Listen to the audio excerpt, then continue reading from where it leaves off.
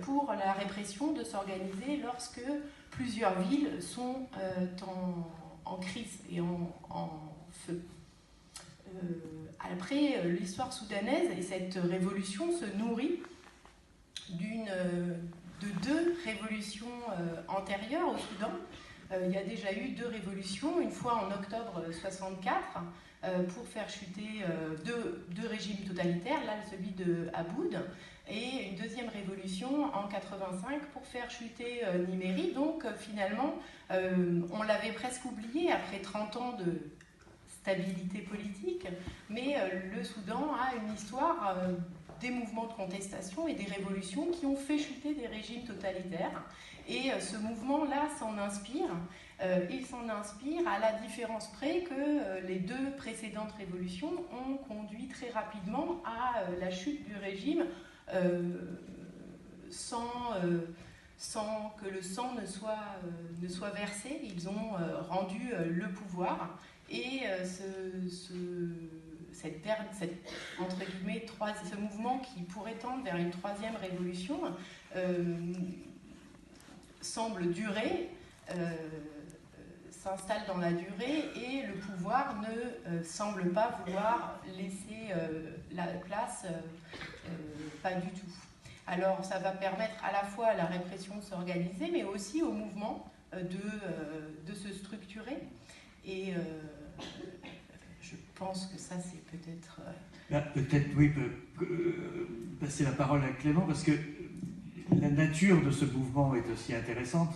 Il y a au cœur du mouvement une association des professionnels du Soudan qui regroupe des médecins, des ingénieurs, des enseignants. Mais il n'y a pas les partis politiques, il n'y a pas de dirigeants de noms autour duquel les gens se rallient. Il y a un petit côté qui ressemble un peu à ce qu'on voit ailleurs, où effectivement les réseaux sociaux jouent un rôle pour mobiliser les gens, pour fixer des rendez-vous, et cette association est finalement une sorte de coordination. Quelle est la nature exacte de ce mouvement, sa structuration, sa méthode aussi d'organisation? Oui.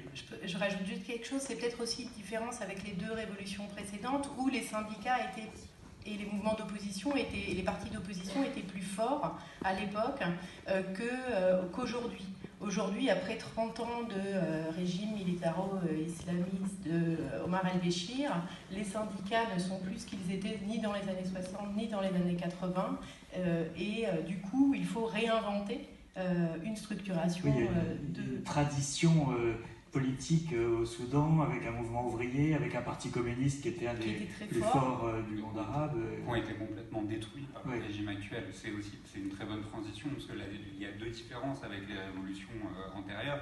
La première, c'est que le régime actuel a aussi une base idéologique. C'est pas seulement un régime militaire, alors que les régimes de Aboud et de Nimeri étaient surtout des régimes militaires. Là, on a aussi une base islamiste, parce que le régime actuel vient du mouvement islamique, vient des frères musulmans soudanais, et que cette base idéologique explique aussi sa résilience là aujourd'hui, parce qu'il y a une base sociale et il y a des gens qui le soutiennent. Sur le SPA, donc l'association des professionnels, il y a une petite histoire. Donc, cette association des professionnels, elle tire ses racines depuis plusieurs années par la reconstruction, par une tentative militante justement d'activistes soudanais de reconstruire les réseaux syndicaux soudanais. Justement, ces réseaux syndicaux qui ont été détruits dans les années 90 de manière systématique par le régime soudanais.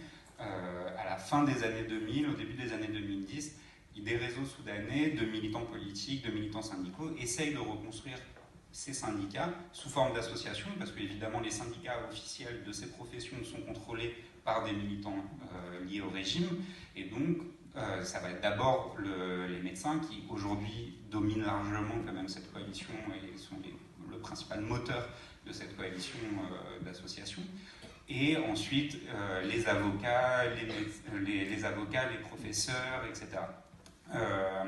Pourtant, cette association, elle représente au moment de la Révolution pas grand-chose. c'est quelques dizaines, peut-être quelques centaines de militants qui viennent majoritairement des professions libérales très éduquées, de la bourgeoisie cartoumoise, donc qui a une présence dans la société sur le terrain qui est assez faible, qui vont essayer de construire au fur et à mesure. Donc c'est là leur travail actuel depuis plusieurs mois, c'est de se mettre en rapport avec les comités révolutionnaires locaux, avec les groupes de jeunes, avec les groupes d'étudiants qui, eux, structurent la révolution au niveau local, parce qu'il y a vraiment cette différence dans cette révolution soudanaise, au moins au niveau de Khartoum, c'est que le SPA est vraiment un parapluie qui appelle à des manifestations, qui n'a pas toujours des liens très forts avec les mouvements dans les quartiers, mais qui les développe de plus en plus, et des mobilisations au niveau des quartiers, avec des quartiers qui sont très mobilisés, où il y a des manifestations quasiment tous les jours,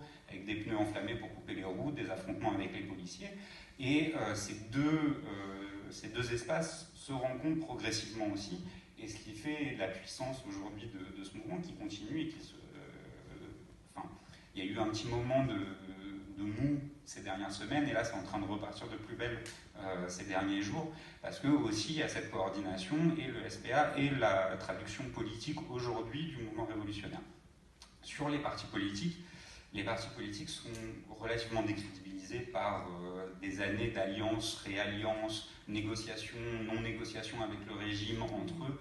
Le dernier avatar de l'opposition qui était